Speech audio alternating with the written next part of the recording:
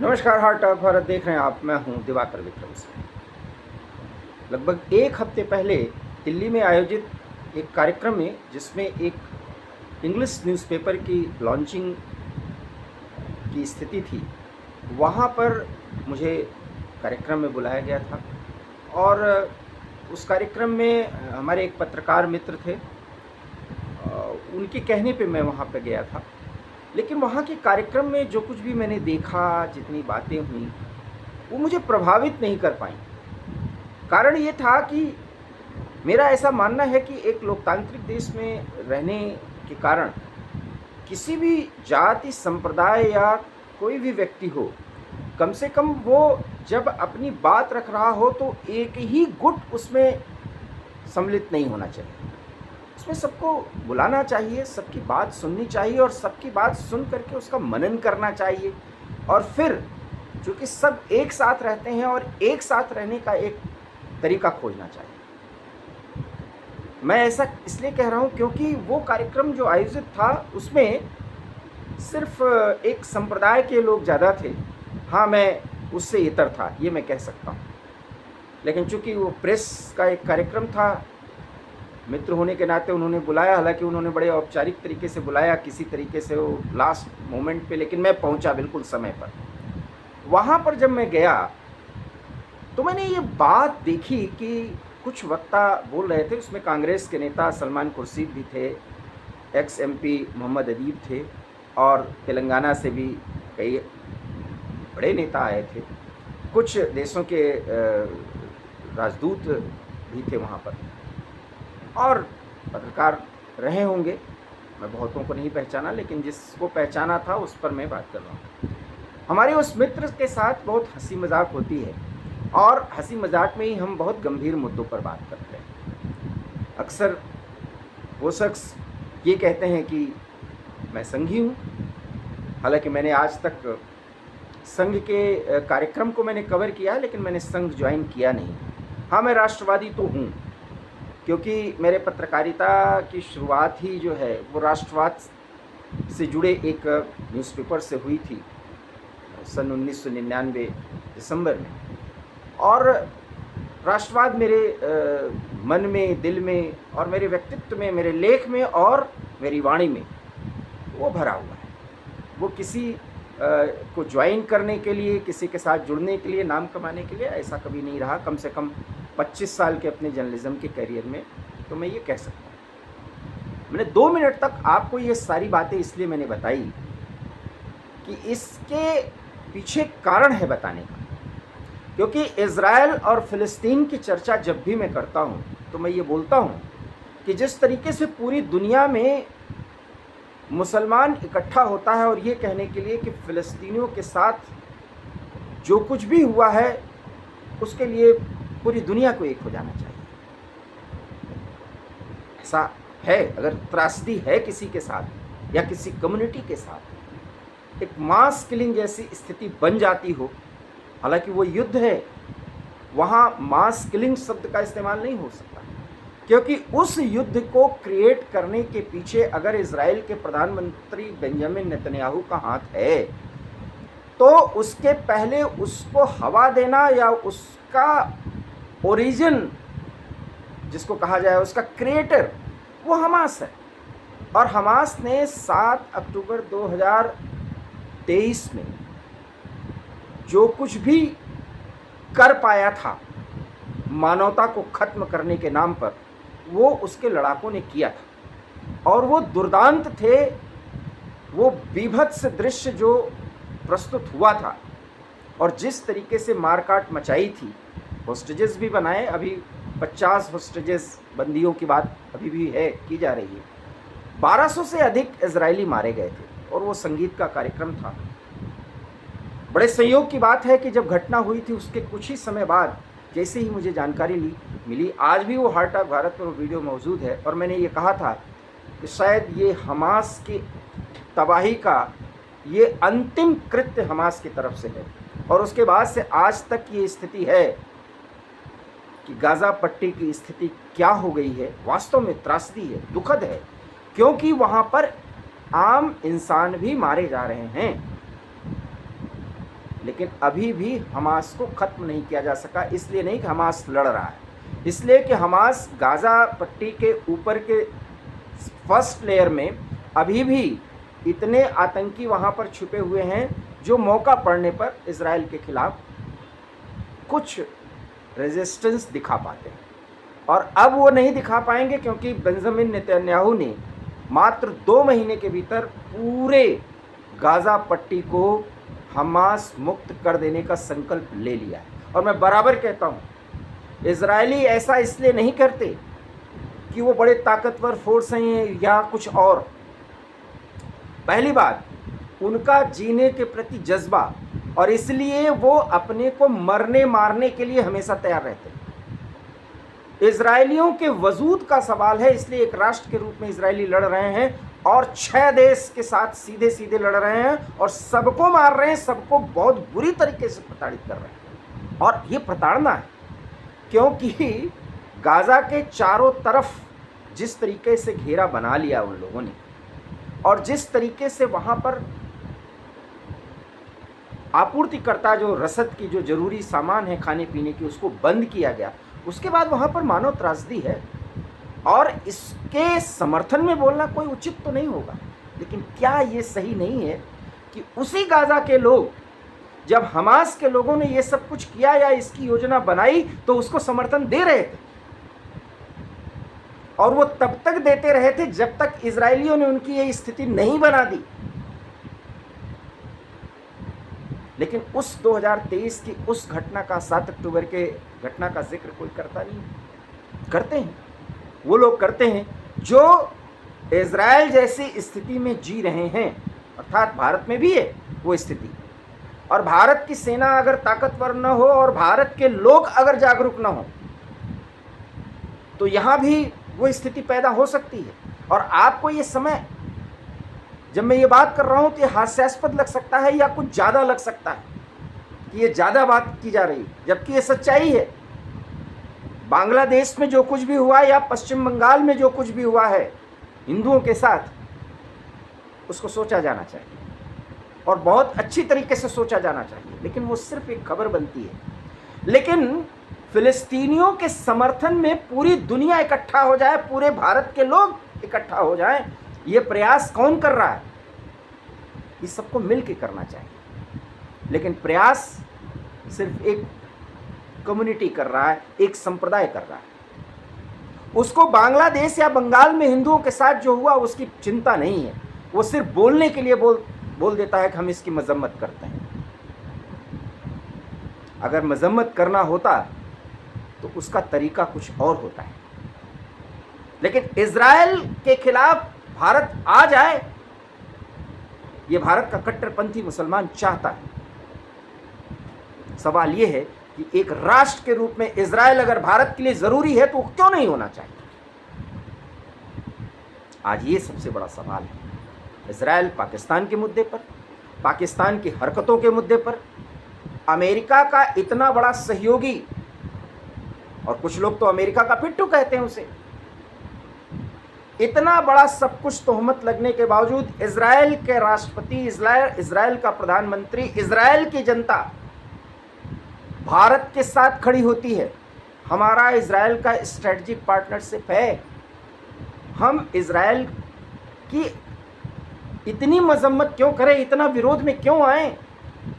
हम तो रूस को भी समझाते हैं जो हमारा अभिन्न मित्र है कि ये युद्ध का समय नहीं है, और इसलिए हम समय समय पर इजराइल को भी ये समझाते हैं कि फिलिस्तीनियों के साथ अन्याय नहीं होना चाहिए।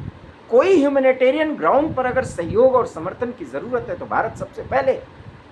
लेकिन हम इजराइल के विरोध में खड़े हो जाएं और कांग्रेस मार्का इजराइल के साथ संबंध बनाएं, और कांग्रेस मार्का का मतलब समझिए, सिर्फ मुसलमानों के वोट के लिए हम इजराइल का विरोध करें, ऐसा तो कतई नहीं होना चाहिए। क्यों? क्योंकि इजराइल हमारा दोस्त है।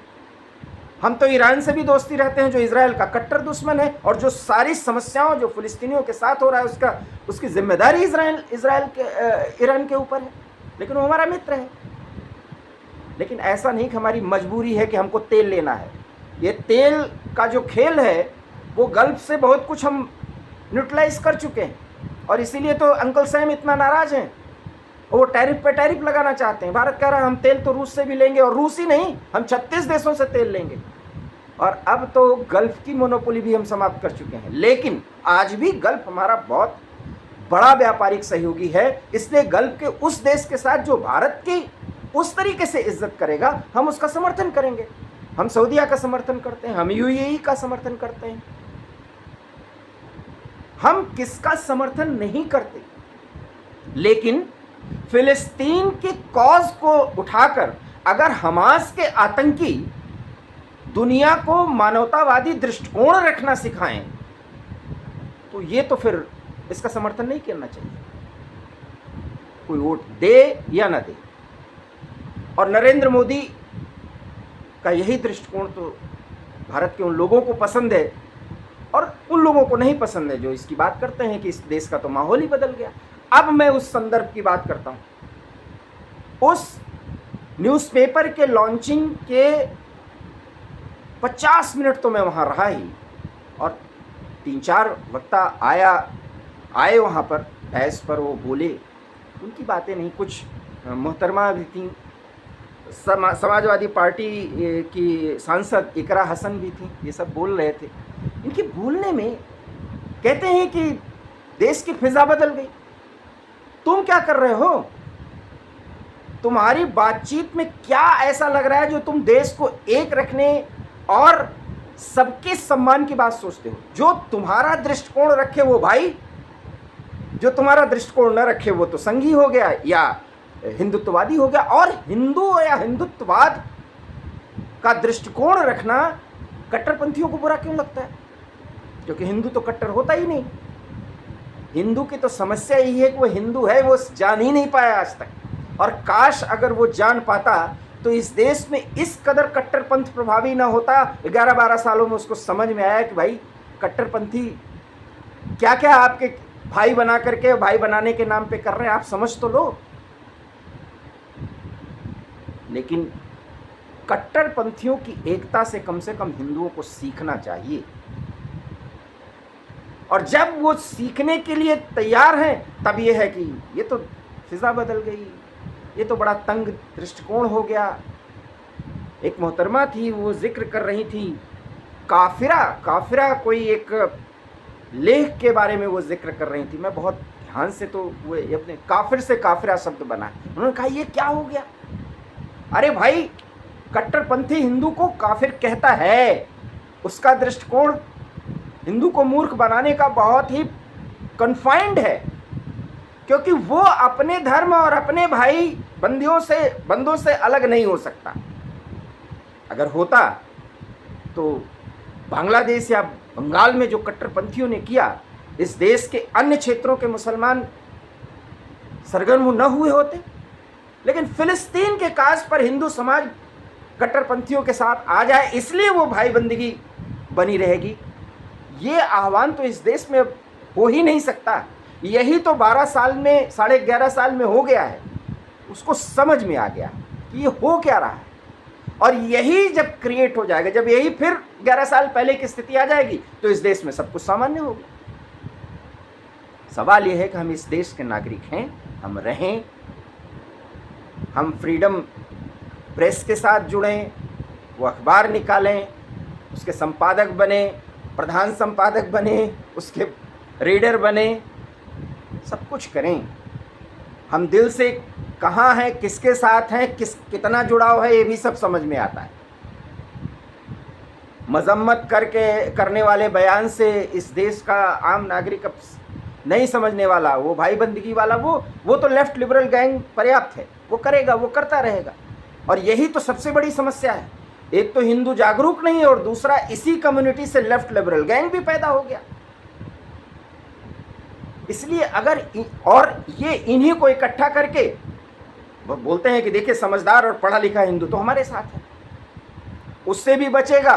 तब ये जातियों का शुरू करेंगे, और जिसमें वो कहेंगे कि डिप्रेस क्लास और शेड्यूल्ड कास्ट जो है, हिंदू और माफ़ करिएगा शेड्यूल्ड कास्ट और मुसलमानों की एकता होनी चाहिए, क्योंकि ये सबसे ज़्यादा दबाए गए हैं। इस देश में जो विकास की स्थिति है, जो एक पॉजिटिव सोच की बात है, वो तो होते ही नहीं, और फिर भी ये कहते हैं देश की फिजा बदल गई। तो दिल्ली के कॉन्स्टिट्यूशनल क्लब में वहाँ के अनुभव, गाज़ा पट्टी के त्रासदी, और मैं त्रासदी बोलूँगा, वहाँ ट्रेजिडी है, क्योंकि छोटे से बच्चे का क्या कसूर, उसे तो भूख है, उसे तो खाना चाहिए।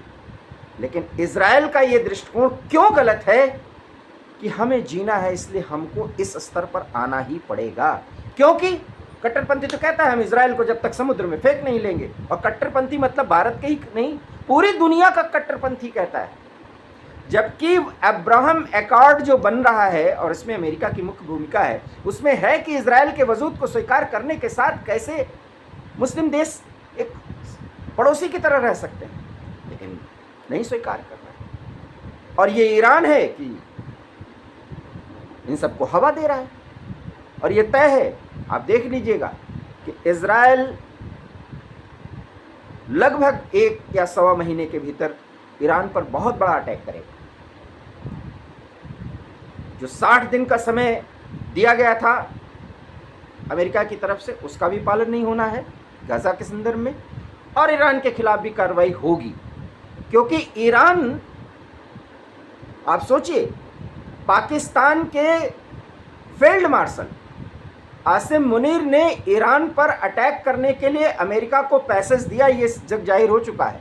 लेकिन ईरान का राष्ट्रपति पेजेस्कियन आया तो पाकिस्तान के प्रधानमंत्री और फील्ड मार्शल से मिला, तो उसने कहा कि नाटो की तरह हमें भी इस्लामिक कंट्रीज़ का एक संगठन बनाना चाहिए। भाई वो संगठन किसके लिए काम करेगा और किसके खिलाफ काम करेगा? हम गलतफहमी में न रहें कि ईरान हमारा उस तरह का सहयोगी होगा जिस तरह से इज़राइल है, क्योंकि इज़राइल हमसे सांस्कृतिक एकता भी जोड़ता है। वहाँ पर इस हरे कृष्णा के कार्यक्रम होते हैं तो बहुत शौक से लोग उसमें हिस्सा लेते हैं। भारत की संस्कृति और हिंदू संस्कृति के प्रति उन लोगों का लगाव है, इसलिए हमें इज़राइल से लगाव है। हम स्ट्रेटेजिक पार्टनर के रूप में ईरान हो, इराक हो, सऊदीया हो, कतर हो, बहरीन हो, जो भी हो, उनसे हमारा व्यापारिक लेन देन होता है। अदरवाइज जहाँ तक और अन्य मुद्दे हैं उसमें हमारी एकता है कहाँ? हाँ, दुनिया में हम रह रहे हैं तो हम इस तरीके की बातचीत कर सकते हैं, सहयोग रख सकते हैं, समर्थन कर सकते हैं, लेकिन उसके लिए हम जूझ पड़ें, उनकी हाँ में हाँ मिलाएं। कहावत है एक इंग्लिश में, love me and love my dog. No, ये गलत है। और इसलिए गाज़ा में अगर मानव त्रासदी खत्म होनी चाहिए तो इज़राइल का वजूद रहना चाहिए। इसके लिए भारत को खड़ा होना चाहिए एक आम नागरिक को, न कि सिर्फ फिलिस्तीन के लिए। आप हमारे इस बात से सहमत हो सकते हैं, नहीं हो सकते हैं, ये आपके ऊपर है। लेकिन आपको वीडियो अच्छा लगे या बुरा लगे कमेंट करिएगा। अच्छा लगे तो लाइक करिए, शेयर कीजिए, हमारे चैनल हार्ट ऑफ भारत को सब्सक्राइब कीजिए। बहुत बहुत धन्यवाद। नमस्कार।